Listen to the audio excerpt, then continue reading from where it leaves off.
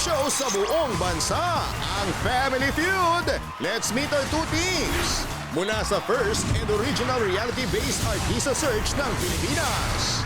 Sina Johan, Vivo, Jeric at Bugs ng Starstruck 3, The Nationwide Invasion.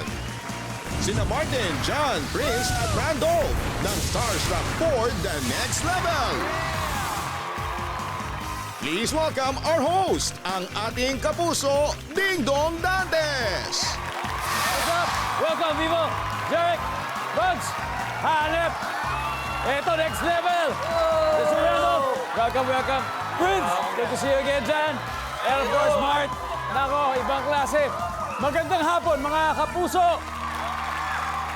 Pwede bang marinig yung, yung theme song ng Starstruck? Pwede ba? Pwede ba natin i-playback lang konti para medyo...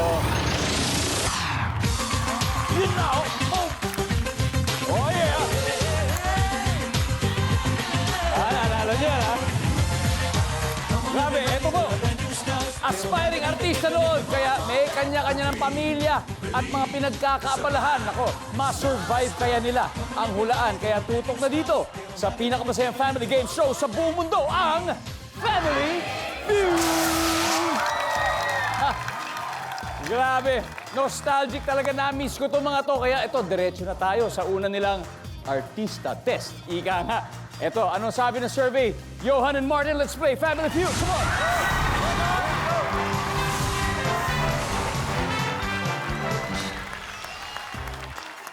Eto, magkaibang batch po. Season 3 at saka Season 4. Pero dito magtatapat sila para sa unang tanong. Top 6 answers are on the board. Sa trabaho o sa opisina, magbigay ng karaniwang dahilan kung bakit may nanlilibre ng merienda. Go! Johan. Promoted. Na-promote! Na-promote! Alright. Martin Escudero. Pwede mo pang makuha. Sa tingin ko, nanliligaw. Okay, sabi ni Martin, nanliligaw daw. Nandyan ba yan? Survey says... Uy! Wala! Johan! Pass or play, Johan? Play, sir. Play. Na. Okay. Johan, dito na tayo. Dito na tayo. Kayo na maglalaro. Grabe.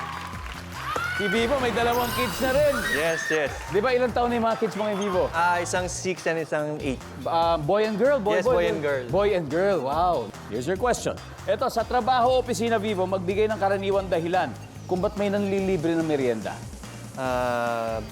Bagong kasal. Bagong kasal! Survey says... Wala. Jeric. Alright, Jeric. O si Jeric naman, 11 years old na. 11 years old na. 11-year-old daughter. Here's your question. Trabaho o opisina, ito magbigay ng dahilan kung ba't may nanlilibre ng merienda. Nakabenta. Oh! Nakabenta! Andiyan ba yan? Nakabenta! Uy! Ba't ganun? Ba't ganun? Guys, time to huddle. Pwede na kayo mag-steal. Bugs, Tubong Cebu. Yes At po. nandito ka para sa Family Feud. Welcome. Yes po, Kuya Dong. Thank you. to My have pleasure you. po. Thank you Good po. to have you. Alam mo, sobrang saya namin lalo na kapag may mga katulad mo na talagang bumabiyahe. Ito pagkakataon para makamusta mo yung mga nanonood sa atin sa Cebu Bugs. Hello sa mga lahat ng mga taga Cebu, mga family and friends ko dyan. Yan. Ito na yung tanong mo. Sa trabaho o opisina, magbigay ng karaniwang dahilan kung ba't may nanlilibre ng merienda.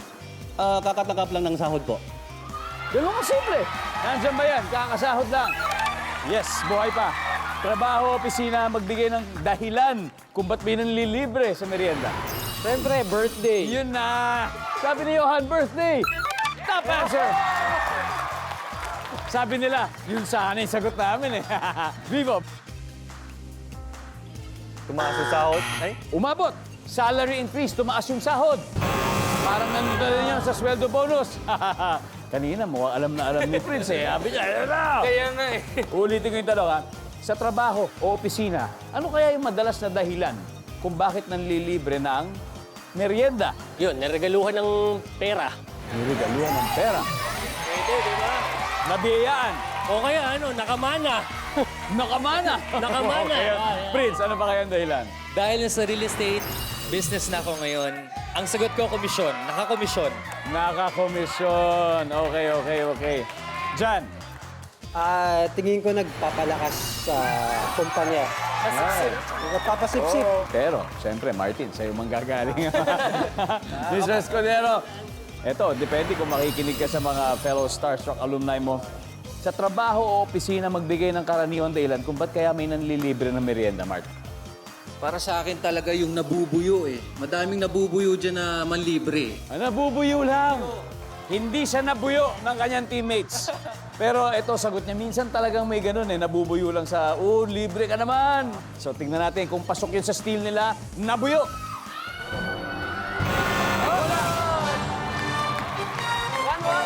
Alright, let's see. Kung ano yung hindi nahulaan. Everybody, number 6, please. Ayun. Ito yun lang. Parang gano'n. Number 5. Mayaman. Parang gano'n din. And finally, number 4. Wala lang. Wala lang. Trip lang niya man libre. Nako, alam nyo, walang pinagbago talaga. Napaka-competitive pa rin ang mga tiga Starstruck 3 kasi nakascore agad sila ng 69 points habang ang Starstruck 4 ay hindi pa nakakascore. I'm sure gustong-gusto nilang bumawi sa round 2 at susunod na yan dito lang sa Family Feud.